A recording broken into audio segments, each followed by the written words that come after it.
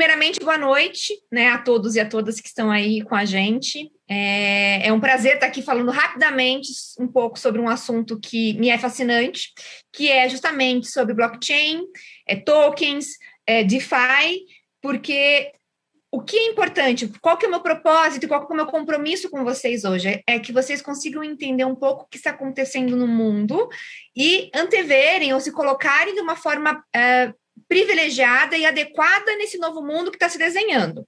Então, para facilitar um pouco a minha fala ou a nossa conversa de hoje, eu vou compartilhar a minha tela com vocês.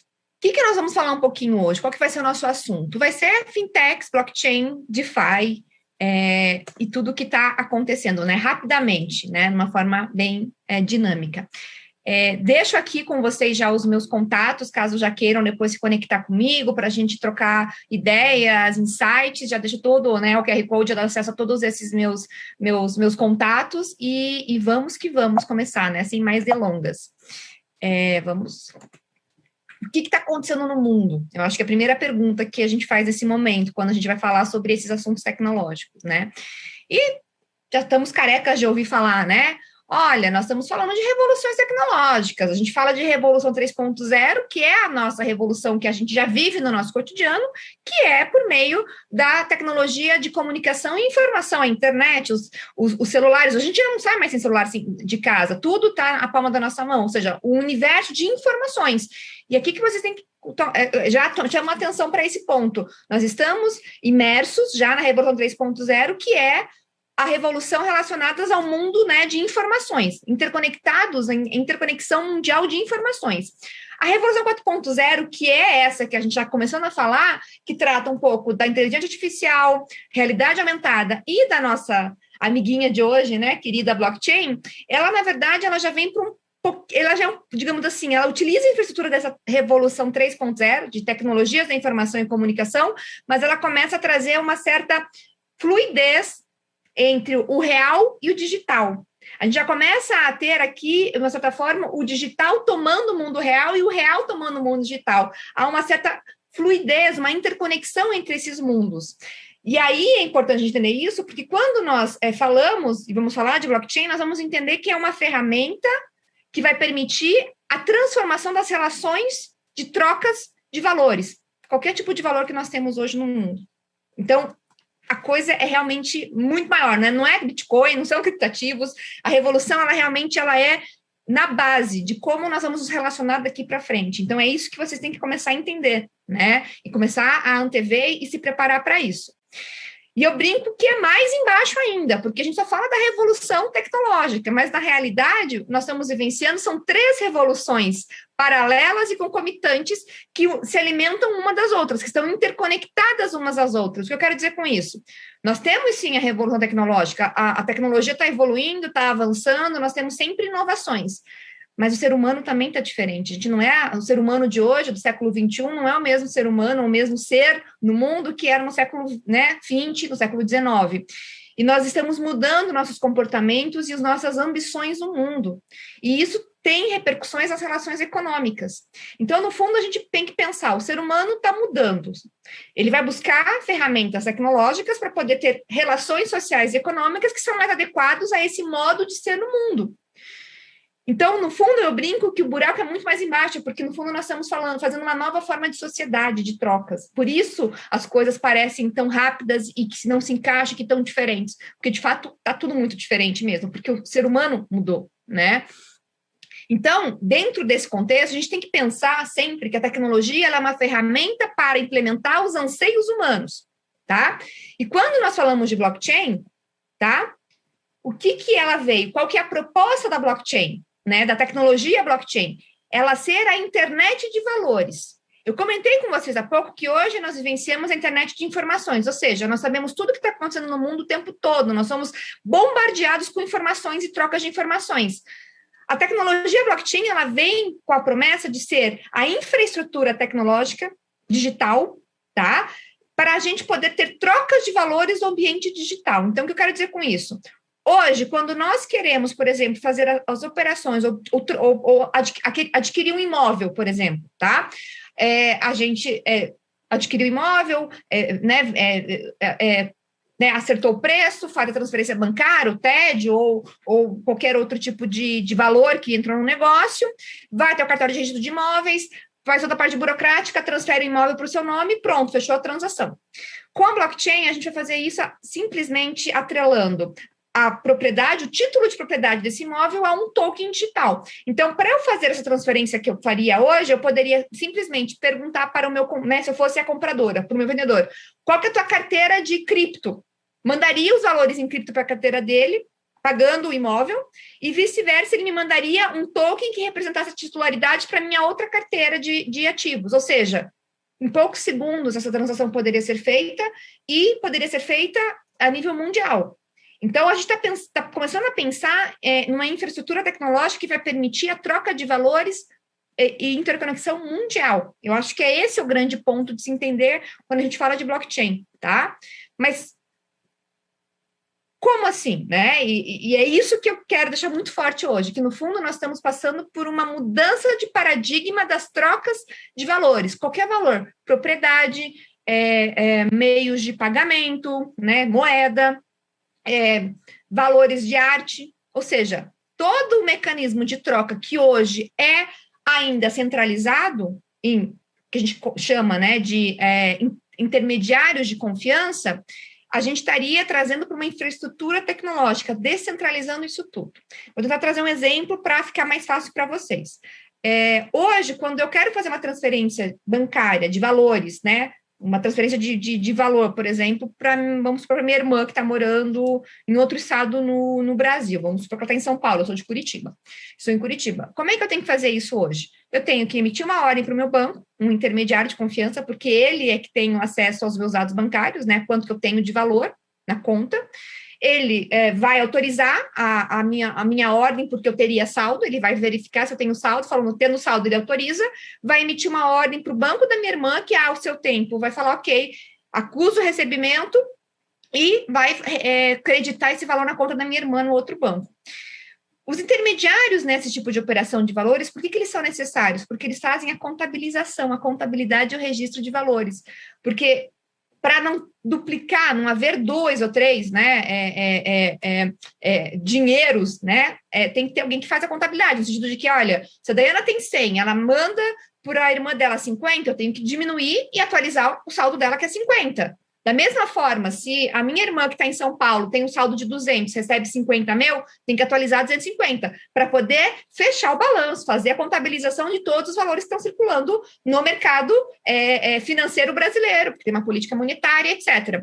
Então, qual que é o ponto? Os intermediários de confiança, eles fazem a contabilização dos valores. Os registros de imóveis, da mesma forma, eles é que fazem o registro de quem que é proprietário do quê. Então, no fundo, nós temos esses intermediários que são necessários para fazer a contabilização e o registro disso. A blockchain vem e fala, nós não precisamos mais desses intermediários.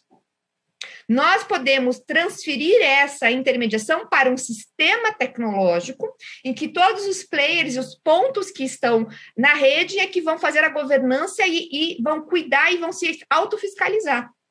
Então, eu acho que o que tem que ficar muito claro é que nós estamos mudando o paradigma, tá, das trocas de valores. É isso que vocês têm que colocar em mente, né? Então, nós estamos começando a falar de um mecanismo que vai permitir que as trocas de valores se deem de forma desintermediada, distribuída, e que os próprios partícipes do protocolo ou da rede é que vão fazer a governança, vão escolher como que as coisas vão se fluir, se vai haver mudança, se não vai, validar ou não validar.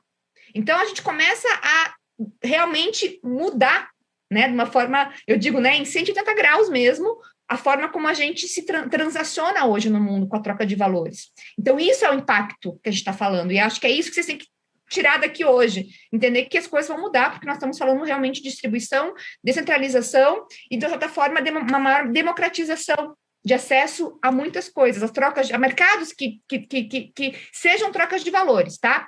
Só para vocês terem uma ideia, esse aqui é o radar das startups no Brasil que tem empreendimentos em blockchain. Por que eu trouxe isso aqui para vocês? Porque nós vamos falar um pouquinho dos serviços financeiros, que são os intermediários financeiros, tá? Que é onde tem maior número de projetos. Por uma questão muito simples, a gente parar para pensar, a atividade financeira ela é a mesma há quanto tempo? Nós até então tínhamos que fazer TEDs ou DOCs só no horários comerciais de segunda a sexta. Veio o Pix aqui, deu uma melhoradinha nisso, né? Mas o que eu quero dizer é que nós realmente era a última fronteira do ponto de vista, nós precisamos modernizar. E é a infraestrutura de todas as trocas de valores. Então, é aqui que eu vou falar um pouquinho para vocês, porque foi aqui o foco inicial da blockchain. Desromper, ou seja, romper com a estrutura do mercado financeiro, que é o intermediário de confiança. Instituições financeiras são intermediários de confiança que tutelam toda a troca de valores monetários e financeiros, tá? Como é que começou? Vamos começar falando um pouquinho do início, né? O foco é no mercado financeiro. Ato 1, que é o primeiro, Bitcoin, tá? O Bitcoin, foi através do Bitcoin, do protocolo Bitcoin, tá? Que a blockchain surgiu. Essa tecnologia que eu falei tudo, ela, na verdade, foi criada para o quê? Para tirar os intermediários de confiança, instituições financeiras, e eu possibilitar a troca de valores diretamente entre as partes, sem os intermediários de confiança. E de que forma ele fez isso? Né? Eu não vou entrar em muitos detalhes, a gente nem tem tempo para isso, mas o ponto central é, se as pessoas que criaram isso, que a gente entende que a gente não sabe quem é, Satoshi Nakamoto é uma incógnita, tá? Então, é uma pessoa misteriosa, mas a gente acredita que seja um grupo de cypherpunks. O ponto é, o ser humano mudou. E qual é a política, qual é o grito de independência do ser humano do século XXI? Empoderamento do ser. A gente tem muito atrelado quais são os nossos valores e o que é importante para a gente. A gente vê isso no dia a dia, a gente fala da experiência do consumo, entre outras manifestações de que nós hoje somos uma sociedade muito mais egocêntrica, é natural, o cidadão do século XXI é muito mais preocupado com o seu bem-estar. Então, dentro dessa ótica, o que os caras falaram? Gente, em 2008, as instituições financeiras mostraram que não são confiáveis, então vamos trazer uma infraestrutura tecnológica que permita que os bancos saiam de cena, porque eu preciso trocar valores, eu preciso permutar, eu quero adquirir uma pizza, eu preciso pagar para adquirir essa pizza. Só que, em vez de utilizar os intermediários, vamos criar uma moeda digital que nos permita fazer as transações de forma direta, como se fosse um cash, o dinheiro em espécie. A gente vai até a panificadora, entrega o dinheiro em espécie para quem vai me atender, para o caixa do panificador, ele me entrega a minha mercadoria, não preciso de banco aqui. Então, a ideia é replicar as propriedades do dinheiro físico de troca no ambiente digital, tá? Só que como eles fizeram isso? E aí eles utilizaram um cabedal tecnológico, ou seja, um conjunto de tecnologias, que eu não vou entrar aqui na seara, que é DLT, ou seja, né, redes e contabilidade distribuída, criptografia, hash, árvore de Merkle e até teoria dos jogos, tá? Um monte de engrenagens para chegar a esse propósito, porque o objetivo é o propósito, que era você desintermediar a troca de valores. Eu permiti transações diretamente, por exemplo, entre eu e o Carlos, que estava agora há pouco, é como se a gente estivesse pessoalmente entregando uma nota de dinheiro para ele e me entregando a mercadoria. Só que isso no ambiente digital. E o blockchain, só para vocês saberem a origem do nome, é porque a forma como o sistema, o protocolo, registra essas transações, as trocas de bitcoins, é por meio de blocos que registram essas transações. Tá? É uma contabilidade distribuída que é feito, como se falasse, a forma como isso é registrado no protocolo, no livro razão, porque o blockchain nada mais é do que um grande livro razão, tá? Que registra as operações. Ela é feita em forma de blocos. Blocos esses que têm uma identidade, como se fosse uma digital própria, cada bloco, e o bloco seguinte contém a digital do bloco anterior, formando as cadeias de blocos. Essa é a origem do nome, tá? É assim, por isso é blockchain. Só que eu falei de desromper troca de valores de moeda. Bitcoin veio para isso. E o DeFi, que a gente está falando tanto hoje? O DeFi eu falo que é o ato 2.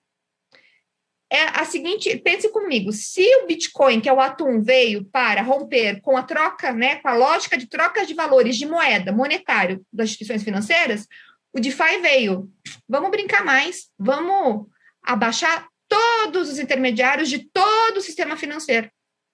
Então, não é mais moeda, não é mais troca de moeda, nós estamos falando de sistema financeiro, empréstimo, câmbio, entre outras coisas.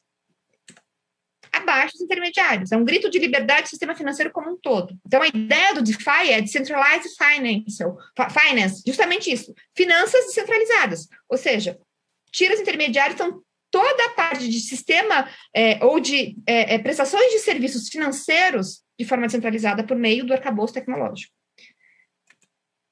Só que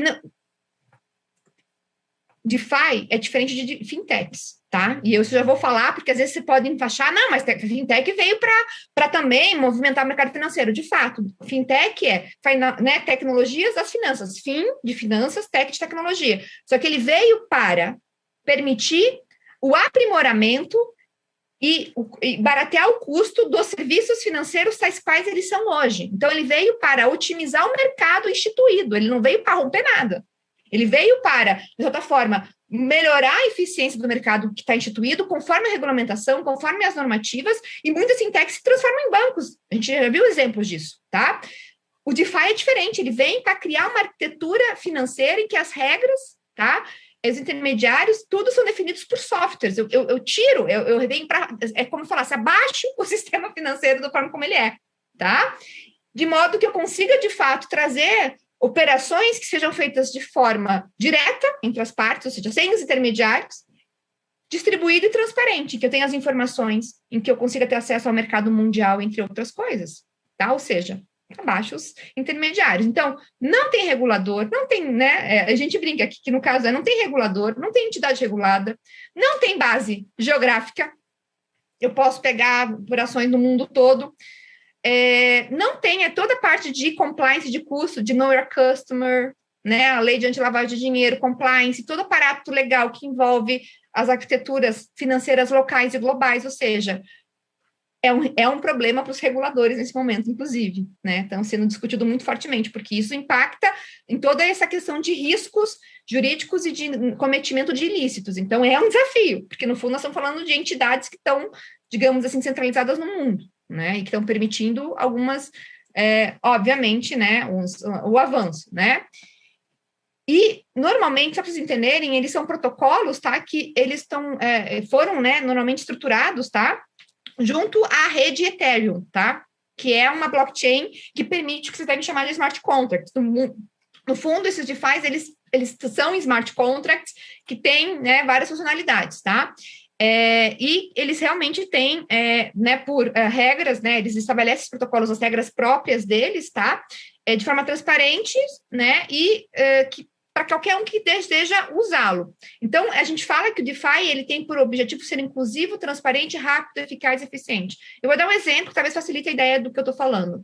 Hoje, se eu quero pegar um empréstimo no banco, ou fazer um financiamento para o meu imóvel, eu posso ter relacionamento, eu tenho que primeiro ter relacionamento com o banco, senão ele não vai me emprestar nada. Eu tenho que provar que eu tenho um tempo todo, que eu sou uma boa pagadora, e eu não sei exatamente quanto que ele vai me emprestar e qual vai ser os juros. E eu posso tentar, para poder minimizar ou tentar ganhar vantagem, o que eu faço? Eu faço cotações em vários bancos, e cada um vai me apresentar uma taxa diferente, porque eu não sei de fato qual que é a taxa.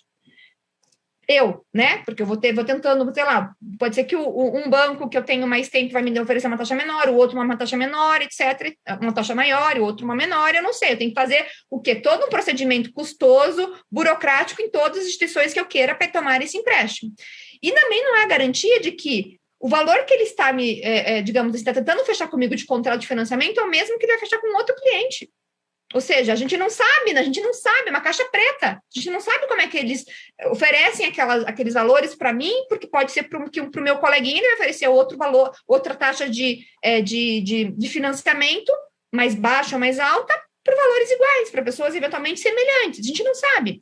E aqui no DeFi não é assim, por exemplo, tem um protocolo MakerDAO, por exemplo, que você simplesmente, eles sabem, você já sabe quanto vai ser a taxa. Olha, se você depositar tanto né,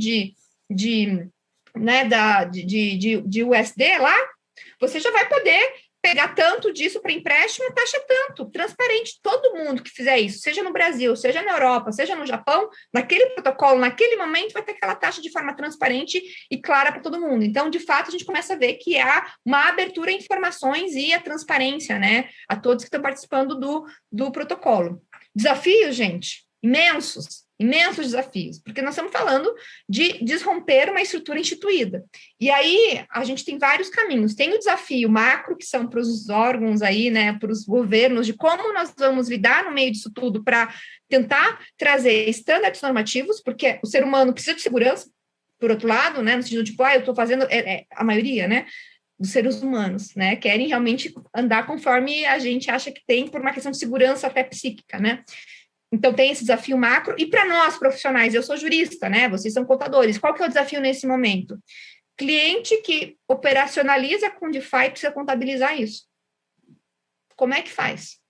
Para quem que contabiliza? Tem nexo? Ele ganhou? De que forma você vai calcular? São questões que vocês vão ter que começar a lidar e não tem resposta pronta. É muito uma questão de tentar, que eu brinco, encaixar os eventos, né, em legislações semelhantes, que a gente tem para casos semelhantes, e tá aí, tá posto o desafio para nós aí, todos, né, juristas, no caso, vocês contadores, para a gente realmente entender como um cliente que venha com operações nesse ambiente vai contabilizar tudo isso. Então, é um desafio que já está na ordem do dia, né? Já não é nem futuro, já está acontecendo, né? A gente tem fóruns de discussões com contadores, advogados, e a gente volta e meia realmente se debate com esse tipo de questões, tá? Mais uma vez, obrigada pela atenção. Como eu disse, hoje seriam quick talks, né? Então, deixo novamente os meus contatos. Foi um prazer e fico à disposição para a gente realmente trocar, né? A hora que vocês quiserem.